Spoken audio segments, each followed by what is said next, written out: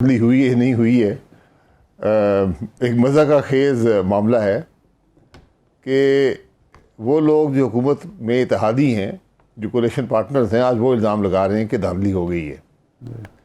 اور جس جماعت کا اس وقت وزیر اعظم ہے آزاد کشمیر میں، وہ جماعت دھاندلی کا الزام لگا رہی ہے۔ تو یہ ذرا آپس میں بیٹھ کے طے کر لیں کولیشن پارٹنرز جو ہیں اس ملک کے، جو اس ملک کو چلانے کے ذمہ دار ہیں۔ یہ تو ایک الیکشن ہوا ہے آزاد کشمیر میں، تو اس سے میرا سوال تو یہ اٹھتا ہے کہ ان کی آپس میں کیا تعلقات ہیں، یہ ملک کیسے چلتا ہے، یہاں آئینی ترامیم کیسے ہوتی ہیں، یہاں پر آپس میں کیا تعلقات ہیں، کیا ملک کی فکر ہے ان میں سے کسی کو؟ کل بلتستان میں، گلگت بلتستان میں الیکشن ہوئے، وہاں بھی یہی عالم تھا، یہاں بھی یہی عالم ہے۔ ہم نے تو الیکشنوں کو ایک مذاق بنا لیا ہے۔ آزاد کشمیر میں الیکشن 3 حصوں میں کیوں ہو رہے ہیں، یہ کسی نے سوال کیا ہے؟ یہ آج بلاول بھٹو صاحب نے بھی یہی سوال اٹھایا ہے کہ یہ کیے اس لیے جا رہے ہیں تاکہ دھاندلی کی جا سکے اور پیپلز پارٹی کو ہرایا جائے۔ جی پیپلز پارٹی، وہ تو آپ آگے تماشا دیکھتے جائیں کیا کیا ہوگا، وہ تو یہ آپ کو نظر آئے گا۔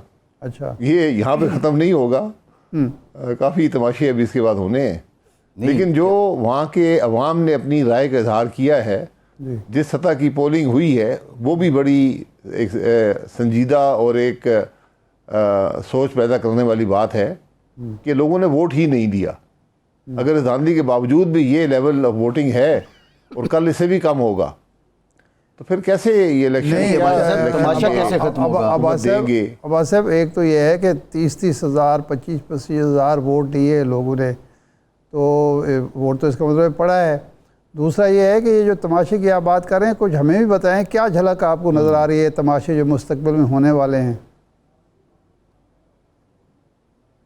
آپ خود دیکھ لیں کیا ہوگا۔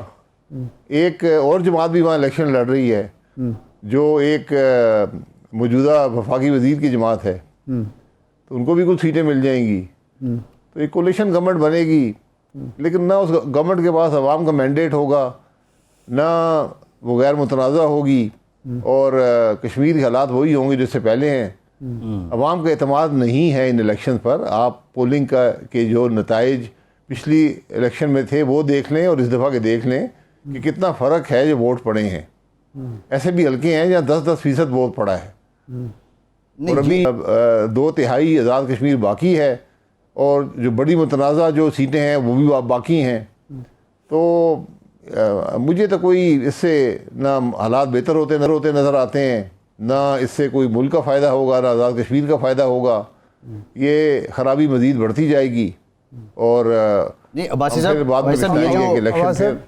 یہ جو آزاد کشمیر ہے، آزاد جموں کشمیر ریاست ہے، یہ کشمیر کی تحریک آزادی کا بیس کیمپ ہے، اور یہاں 2 ملک کی پاکستان کی بڑی پارٹیاں جو اقتدار میں بھی ہیں اور اقتدار میں بھی شریک ہیں دونوں، ان کی لڑائی یہاں اس انداز کی، اس طرح کی الزام تراشی، اس سے تحریک آزادی کشمیر کو نقصان نہیں ہوگا؟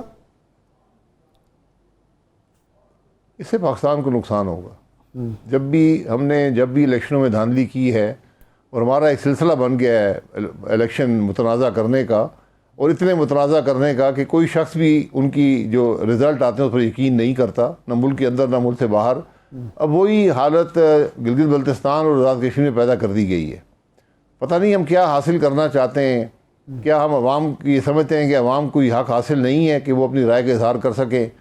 کیا ہم یہ سمجھتے ہیں کہ وہ اس قابل نہیں ہے کہ اپنے فیصلے خود کر سکیں، تو ہم باہر سے بیٹھ کر فیصلے کریں گے؟ اور آپ دیکھیں گے الیکشن وہی لوگ لڑ رہے ہیں جو پہلے بھی لڑتے رہے ہیں۔ انہوں نے پہلے کیا دیا ہے اس علاقے کو، انہوں نے کشمیر کے کاز کے لیے کیا کیا ہے، آگے بھی یہی حالات ہوں گے۔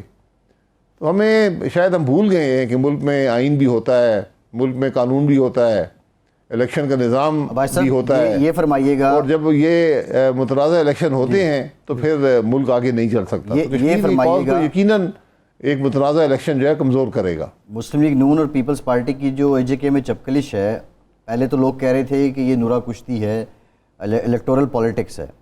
اگر یہ سنجیدہ ہے، نورا کشتی نہیں ہے، تو پھر اس کے پاکستان کی سیاست پہ کیا اثرات پڑیں گے؟ آپ جن تماشوں کی بات کر رہے ہیں، اور بلاول صاحب کا جو ایگریشن ہے، کیا پیپلز پارٹی آنے والے دنوں میں خود کو سسٹم سے ڈسٹنس کرتی نظر آ رہی ہے؟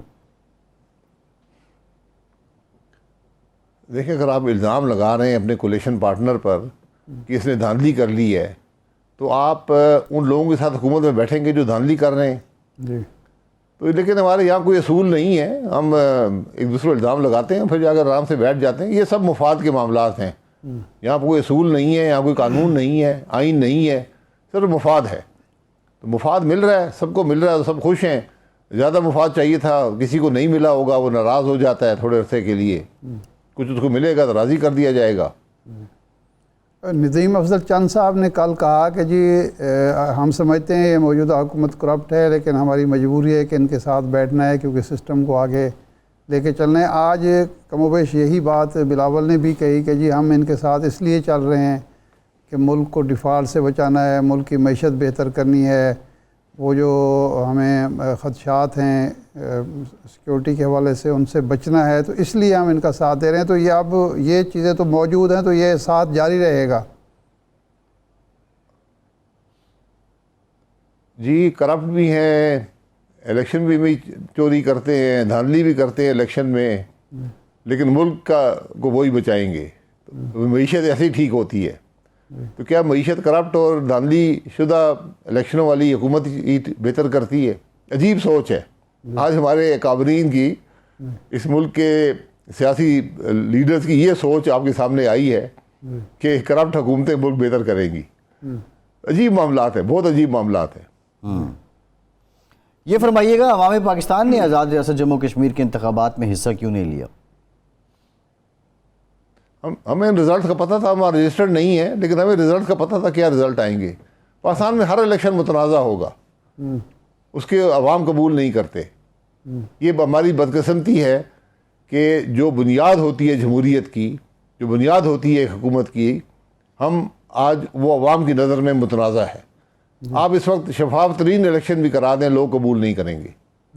کیونکہ اعتماد اٹھ گیا ہے الیکشن کے نظام پر، اعتماد اٹھ گیا ہے حکومتوں پر، اعتماد اٹھ گیا اس ملک کے سیاسی زعماء پر. آج آپ نے دیکھا نہیں آزاد کشمیر میں ہوا کیا ہے. ہم اس کی بات بھی نہیں کر سکتے، آپ اس کو نشر بھی نہیں کر سکتے. یہ آج حقیقت ہے کہ وہاں کے لوگ کھڑے ہوئے ہیں، انہوں نے کہا ہم یہ قبول نہیں کرتے جس قسم کی ریاست ہے.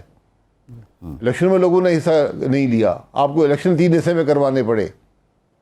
وہاں پر کتنے جبر ہوا ہے، کتنا ظلم ہوا ہے، کسی کو علم نہیں ہے. لیکن یہ باتیں ایک دن کھل کے سامنے آئیں گی، پھر ہم سب تکلیف میں ہوں گے. یہ بتائیے گا، اب 5 اگست کو پی ٹی آئی احتجاج کر رہی ہے. وہ ایک جو کنسورشیم ہے آپ کا، الائنس تو خیر اپوزیشن کا گرینڈ نہیں بن سکا، تحریک تحفظ آئین پاکستان، کیا یہ جماعتیں بھی پی ٹی آئی کے ساتھ اس احتجاج میں شریک ہوں گی؟ نہیں، اس میں شریک نہیں ہوگی، کیونکہ اس میں ان کا مفاد نہیں ہے. ان کا مفاد آئین کے ساتھ نہیں ہے، ان کا مفاد اپنی کرسیوں کے ساتھ ہے. جب کرسیاں مل گئیں تو راضی تھے، جب کرسیاں نہیں ملی تو ناراض ہیں. نہیں، کرسیوں کی بندر بانٹ تو کہیں اور ہوتی ہے. نہیں عباس صاحب، سوال اور ہے. سوال یہ ہے کہ پی ٹی آئی نے 5 اگست کو تحریک کا احتجاج کا اعلان کیا ہے. 5 اگست کو کیا تحریک تحفظ آئین پاکستان اور آپ کی جماعت اس احتجاج کا حصہ بنے گی یا نہیں؟ جی ہم اس کا حصہ ہیں. جی ہم آئین کے لیے جو بھی بات کریں اس کے ساتھ ہیں. یہ تو اس میں تو کوئی دو رائے ہے نہیں. یعنی اس احتجاج جو ایک دن کا ہوگا اس میں آپ حصہ لیں گے؟